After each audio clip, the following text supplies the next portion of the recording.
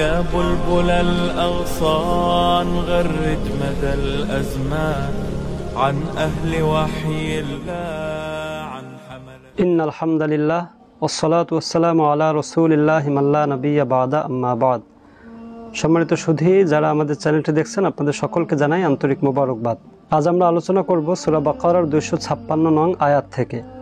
আয়াতটিতে মহান আল্লাহ রাব্বুল আলামিন ইরশাদ করেন, লা ইকরাহা ফিদ-দীন قد تبين الرشد من الغي فمن يكفر بالطاغوت ويؤمن بالله فقد استمسك بالعروة الوثقى لا انفصام لها والله سميع عليم। আল্লাহ তাআলা বলেন, লা ইকরাহা ফিদ-দীন, দ্বীনের ব্যাপারে কোনো জবরদস্তি নেই। এর অর্থ হচ্ছে কোনো অমুসলিম যদি ইসলামিক রাষ্ট্রের অধীনে থাকতে চায় এবং সেখানে সে ট্যাক্স প্রদান করে তাহলে তাকে ইসলাম গ্রহণ করার জন্য বাধ্য করা যাবে না।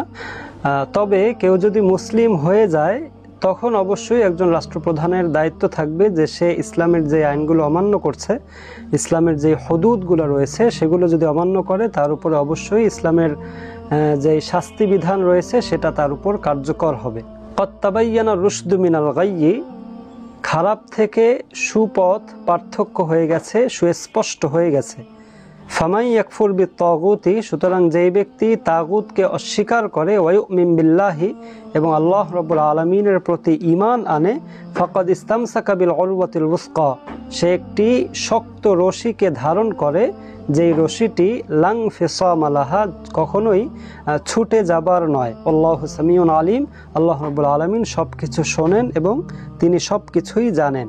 এই আয়াতে যারা তাগুতকে অস্বীকার করে এবং আল্লাহর প্রতি ঈমান আনে তাদেরকে বলা হচ্ছে যে তারা একটি শক্ত রশি ধারণ করেছে। তো তাগুত কাদেরকে বলা হয়? মুফাসসিরিনে কেরাম তাগুতের ব্যাপারে বলেন যে প্রতিমা, মূর্তি এবং বাতিল যত উপাস্য রয়েছে বা আল্লাহর অবাধ্য যারা, তারাই হচ্ছে তাগুত। আল্লামা ইবনুল কাইয়িম রাহমাতুল্লাহি আলাইহি তিনি বলেছেন যে যারা আল্লাহর বিধানকে লঙ্ঘন করে তারাই হচ্ছে মূলত তাগুত। তবে তাগুতের 5টি শ্রেণী রয়েছে, যার প্রথম হচ্ছে ইবলিস ফা ইন্নাহু রাসুত তাওয়াগীত। তিনি বলেন যে সর্বপ্রথম তাগুত হচ্ছে শয়তান, কারণ সে হচ্ছে সকল তাগুতদের লিডার। ওয়া হুয়াল্লাযী ইয়াদউ ইলা আদ-দালালি ওয়াল কুফরি, আর সেই ইবলিস মানুষদেরকে পথভ্রষ্টতা ও কুফরির দিকে ডাকে। ওয়াদউ ইলান নার, এবং সে পরিশেষে জাহান্নামের দিকেই মানুষকে আহ্বান করে।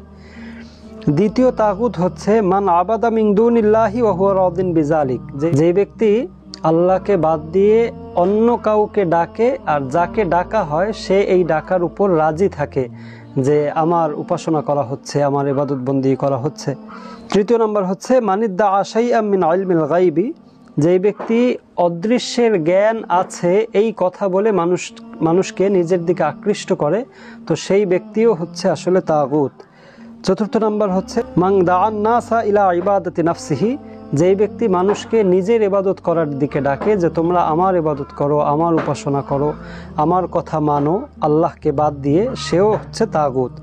পঞ্চম নম্বর হচ্ছে মান হাকামা বিগাইরি মা আনসালাল্লাহু আযজা ওয়া জাল, যে ব্যক্তি আল্লাহ রাব্বুল আলামিন যা অবতীর্ণ করেছেন, যেই বিধান দিয়েছেন সেই বিধানের বাইরে কোনো বিচার ফয়সালা করে, সেও হচ্ছে তাগুত। পরবর্তী আয়াতে আল্লাহ তাআলা বলছেন, আল্লাহু ওয়ালিয়্যুল্লাযীনা আমানু, যারা ঈমানদার আল্লাহ হচ্ছেন তাদের অভিভাবক। ওয়াল্লাযীনা কাফারু আউলিয়াউহুমুত তাগুত, আর যারা কাফের তাদের অভিভাবক হচ্ছে এই সমস্ত তাগুত শ্রেণীর লোকেরা। ইউখরিজুনাহুম মিনান নূরি ইলা যুলুমাত, আর এই তাগুত শ্রেণীর লোকেরা মানুষদেরকে আলোর থেকে অন্ধকারের দিকে নিয়ে যায়। উলাইকা আসহাবুন নার হুম ফিহা খালিদুন, তারাই হচ্ছে আসলে জাহান্নামের অধিবাসী, যেখানে তারা চিরস্থায়ীভাবে থাকবে। আল্লাহ রাব্বুল আলামিন আমাদের সকলকে এই তাগুত থেকে বেঁচে থাকার তৌফিক দান করেন এবং সকল তাগুতকে অস্বীকার করার তৌফিক দান করেন। আমিন। ওয়া আখিরু দাওয়ানা আলহামদুলিল্লাহি রাব্বিল আলামিন। আসসালামু আলাইকুম ওয়া রাহমাতুল্লাহি ওয়া বারাকাতুহু।